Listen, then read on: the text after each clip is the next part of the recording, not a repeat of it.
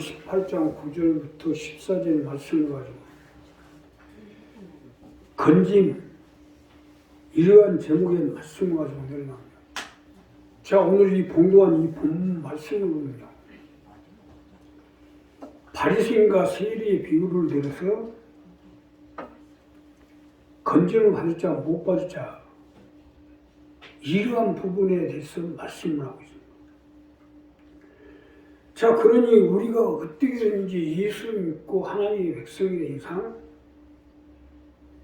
삶의 생활의 물질에 또 질병 가운데 건짐을 받고 사망과 죽음의 심판 가운데 건짐을 받아서 이 세상 사는 동안에 하나님의 뜻을 받들어 가족을 지으고 전국 승방에 앞장을 서고 또 더 나아가서는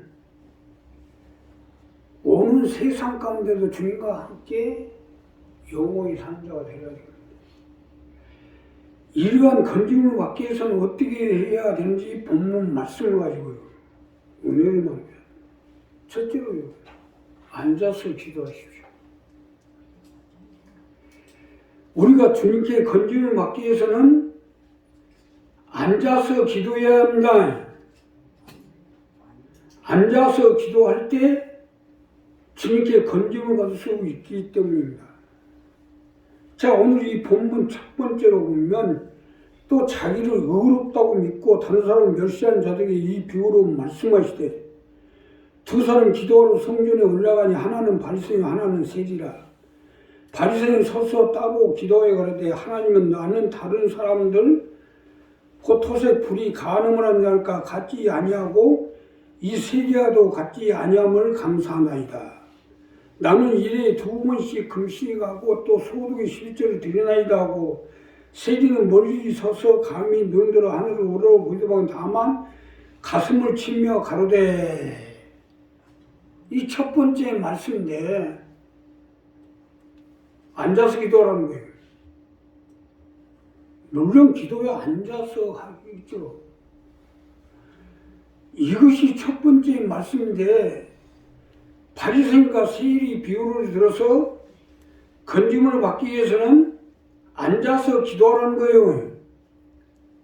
의자에 앉든 무릎 꿇고 앉든 바닥에 앉든 앉아서 기도해서 주님께 건짐을 받도록 하라는 겁니다.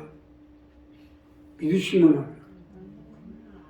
앉아서 기도해야 해요.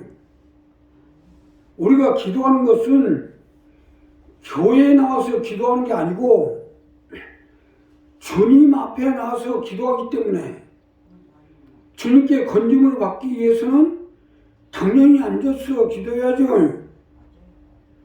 본문에 등장하는 바리새인과 세리는 성전에 나와 기도를 하는데 바리새인은 서서 기도하고 세리는 앉아서 기도하고, 바리새인은 와서 성전에 나와서 10의 1조를 드리고 많은 헌금을 드리고 많은 일을 했기 때문에 뭐 앉고 무릎 꿇고 할 필요가 없어요. 그냥 서서 기도하죠. 물론 성전을 놓고 보면 많은 일을 했죠. 그러나 성전은 뭡니까? 하나님이 계시는 전환이요. 교회도 마찬가지요. 주님이 계시는 주님이 계시는 성전이기 때문에 주님 앞에, 물론 성전에서 교회에서는 많은 일을 했죠. 그러나 교회에 계시는 주님 앞에 나와서 기도하려면 앉아서 기도해요. 이 얘기입니다.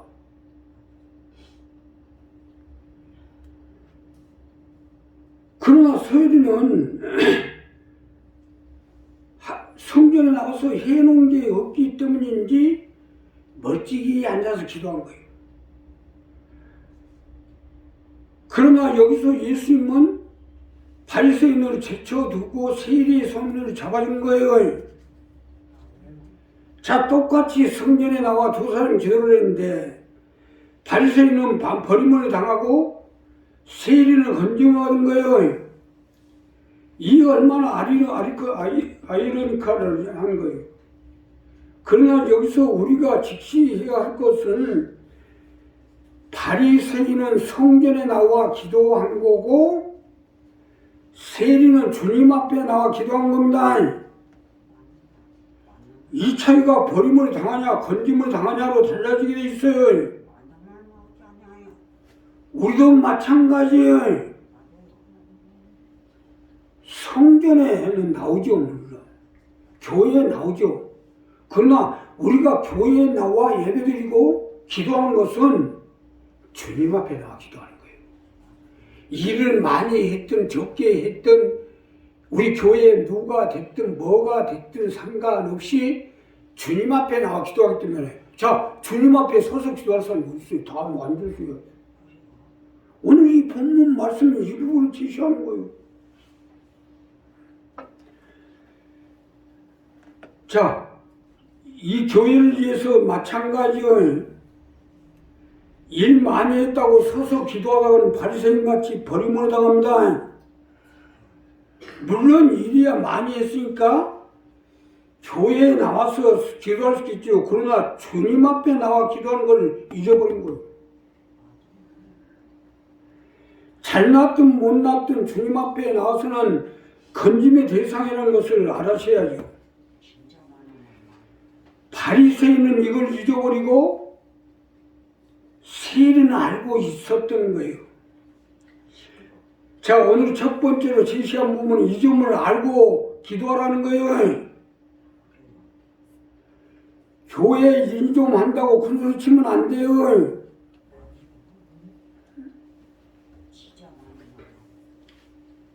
특히 목회자들이 첫 번째로 이거부터 가르쳐야 해요.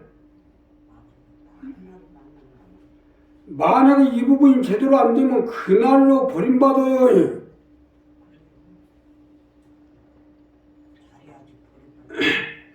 우리 곡성 어르신 날씨는 춥고 올 겨울이 얼마나 추웠어요. 가뜩이나 추운데 넘어지셔가지고 갈비뼈가 세게 부러지는 거예요.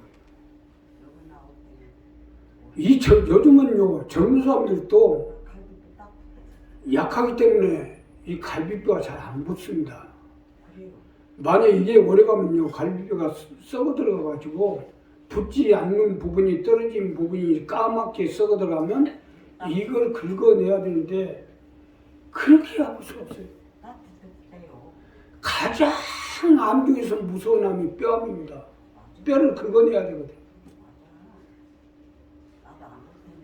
그러니 저 연세도 많으시면 어떻게 할 길이 없잖아요. 그래서 일단 모시고 와라. 예수를 모시고 와서 지금 3개월째인데 이제 싫든 좋든 이달은 내려가셔야 되는데 며칠 전에 병원에 가서 MR을 찍어보니까 그 부러진 뼈, 갈비뼈 3개가 딱 붙어버려요.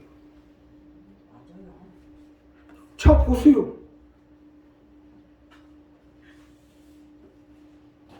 건증을 받잖아요.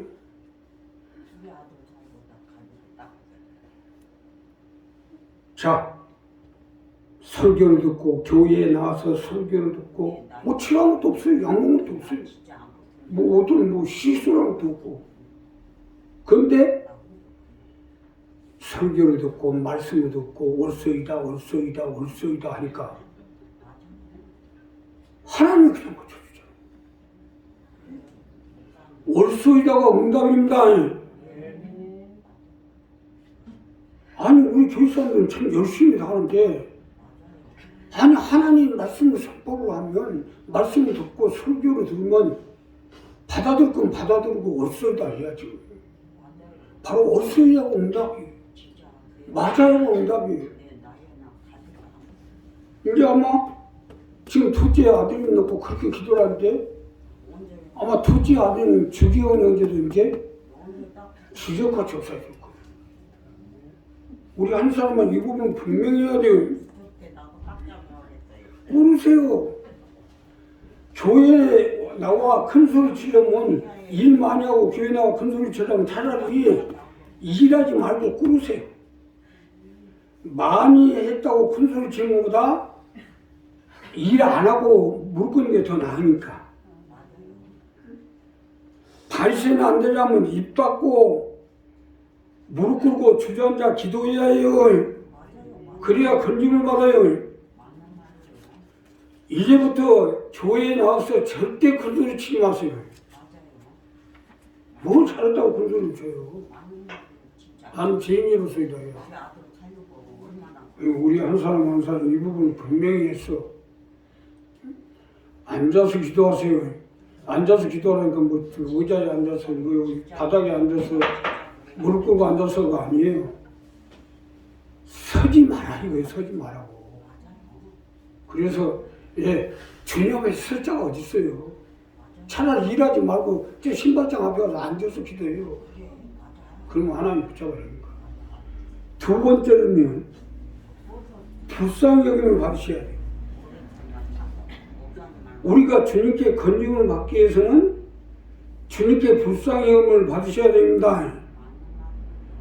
불쌍히 여김이 돼야 건짐을 받을 수 있기 때문에, 자, 본문 두 번째로 보면 세리는 멀리 서서 가만히 감히 눈으로 하늘을 우러러보지도 못하고 다만 가슴을 치며 가로되 하나님이여 불쌍히 여기옵소서 나는 죄인으로서이더라 하였느니라.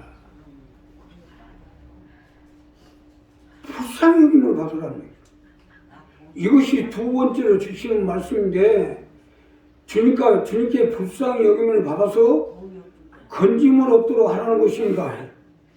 내 영혼, 내 자녀, 내 가족, 내 형제, 내 사업장이 불쌍히 여김을 받아야 돼요. 그래야 건져주시죠. 믿으시면 합니다. 불쌍히 여김을 받아야 돼요. 불쌍히 여김을 받아야 주님이 건져주시죠. 내가 살고 내 자녀가 살고 내 형제가 살고 내 사업장이 살고 내 가정이 살도록 불쌍히 여김을 받도록 하라는 겁니다. 사실 맞는 것이 우리가 살고 죽고 망하고 홍하고 하는 모든 흥망생생에 대한 생사여탈권이 주님의 손에 달려있기 때문에 주님 앞에 불쌍히 여김을 받으라는 겁니다. 본문에 오면 바리새인은 당당히 제단 앞에 서서 멀찍이 떨어져 있는 세리에게 손가락질을 하면서 나는 저런 사람들하고는 다르니 나를 건져 주시옵소서 하고 세리는 멀찍이 떨어져 앉아 가슴을 치며 나를 불쌍히 여기시옵소서 하니까 예수님이 바리새인을 버리고 세리를 건져주실 거 아닙니까? 내가 예수님이라도 세리를 건져주는 게 당연한 일이죠. 우리 자신이 생각해봐요. 바리새인을 살리겠어요? 세리를 살리겠어요? 내가 나중에 교회의 형편 좀 풀리면 바리새인과 세리에 대해서 상황을 좀 펼쳐보려고요. 그래서 유튜브에다 올리려고. 니골레또만 상한 것 같게 아니라 바리새인과 세리에 대해서도 한 번 했으면서 했어요. 백문이 불여일견이라고 아무리 설교를 해도 못 알아듣는 사람들에게 직접 보여준 게 더 효과적이지 않겠어요? 여기서 세리가 가슴을 치며 불쌍히 여겨달라고 하는 것은 모든 것이요 사람의 가슴에서 나오기 때문이에요. 죄를 짓는 것도 하나님을 거역하는 것도 가슴에서 나오기 때문이에요. 그렇기 때문에 문제 있는 사람은 가슴에 손을 얹으라는 거예요. 불쌍히 여기달라고. 우리도 마찬가지로 불쌍히 여김을 받아야 돼요. 쉽게 설명드리면 잘난 체하지 말라는 거예요.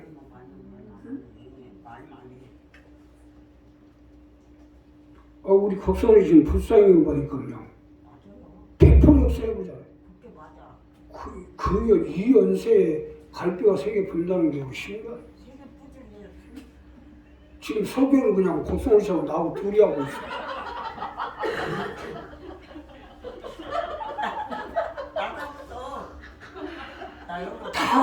다 설교를 오늘 했어. 뭐라고요? 내 나이에 진짜 깜짝 놀랐어요. 진짜. 아유, 깜짝 놀라셨다. 깜짝 놀랐어. 큰 병원에 가갖고. 세리가 하는 말을 들어보세요. 아 근데 교회 왔다 갔다 한 것만 못 써. 나는 죄인으로 서있다 하잖아요. 진짜로 해야 돼. 아유, 참말로 하라잖아요. 정말로 우리 아들 낳고 진짜나. 나 역시 마찬가지로 죄인이에요. 그러기에 불쌍히 여김을 받으라는 거 아닙니까? 자, 여기서 중요한 부분이 나오는데 불쌍히 여김을 받는다는 거 자체가 건짐이요 응답이에요. 못하게 된 몸에 왔다 갔다 하면 못 써. 진짜로 해야 돼. 이걸 우평강도 맞아요. 전에 맞다 그런 거예요. 아마도. 우평강도 전에 세리가 제일 먼저 건짐을 받는 거예요. 달빛에 세 개나 부러졌어. 안 따다가. 어떤 사람들은 아무리 불쌍히 보려고 해도 불쌍히 안 보이대요. 참 불쌍히 안 보이는 사람도 있어요. 이게 불행이에요. 완전히 후폭당한테 깜짝 놀랐다니까. 나도 죽으라 한다고 하는데 누가 나보면 불쌍히 여기는 사람이 없어요. 그렇죠. 나 좀 불쌍히 여기주세요. 맞아. 이렇게 불쌍히 안 여겨요. 우리도 이와 같이 주님 앞에 불쌍히 여김을 받아야 돼요. 불쌍히 여김을 받는다는 자체가 응답입니다. 현실로 딱 나타나잖아요. 딱 붙어버렸어요. 의사가 깜짝 놀라가지고 깜짝 놀랐어. 아니 어떻게 반이나 붙었을까 했는데 다 붙어버렸다는 거예요. 다이나 붙은 줄 알았어. 깜짝 놀랐어. 우리 교회에서 큰 병원에 우리 교회에서 깜짝 놀랐어. 3년 만에 이렇게 일어나잖아요. 나도 다 그러니까 우리도 불쌍히 여기시옵소서, 가슴을 치고 불쌍히 여기시옵소서 하면은 그게 응답이에요. 마지막으로 나 자신을 주님께 맞추십시오. 나 자신을 주님께 맞춰서 겸손하게 행동하라는 거예요. 이것이 마지막 라스트 말씀인데 나 자신을 주님께 맞추게 되면 낮아지고 겸손해질 수밖에 없지 않겠냐는 거예요. 이게 얼마나 합당한 말씀입니까? 첫 번째, 두 번째는 발생과 세리에 대해 비유를 하셨지만 세 번째는 나 자신에 대한 부분으로 말씀하고 계시는 거예요. 나 자신을 주님께 맞춰보고 내 자신이 어떠한 사람이고 어떻게 되고 내 자신이 처지를 분명히 알고 대처해서 말하고 행동해보라는 얘기 아닙니까? 내가 너에게는 이 사람이 저보다 어렵다니 받고 집에 내려가면 무릇 자기를 높이는 자는 낮아지고 자기를 낮추는 자는 높아지라 하시니라 이 말씀이에요. 사실 맞는 것이 예수님께 맞추고도 큰 소리 친다는 것은 말이 안 되지 않습니까? 죽으려고 작정을 했든지 살고 싶지 않더니 둘 중 하나겠죠. 그래서 그리스 철학자이며 4대 성인 중 한 명으로 일컬어지고 있는 소크라테스가 먼저 너 자신을 알라는 겁니다. 내 자신을 알면 모든 것이 낮춰지게 돼 있어요. 주님께 나 자신을 맞춰보면 낮아지는 게 되는 게 당연한 일이 아니겠어요? 물론 우리 나름대로는 잘했지. 교회에 열심히 다하고 믿음을 지키고 세상에 어울리지 않고 주의 성수하며 얼마나 한다고요. 나같이 고수도 잘 치고 댐배를 하루에 한 값씩 먹던 사람이 이 모든 걸 다 끊어버린 사람들이 세상에 사는 사람들에 비하면 잘하고 있죠. 그러나 이 모든 것이 주님께 맞춰보면 아무것도 아니잖아요. 이것을 알고 말하고 이것을 알고 생각하고 이것을 알고 행동하는 거예요. 우리도 마찬가지예요. 아주 어르신이 아주 중계방송하니까 평안해서 알고 해요. 맞아요. 박사님 말이 맞아요. 우리도 마찬가지로 남한테 맞추지 마세요. 누구한테 맞추고 여기다 저기다 맞추고다 보면 항상 그 바탕에 있어요.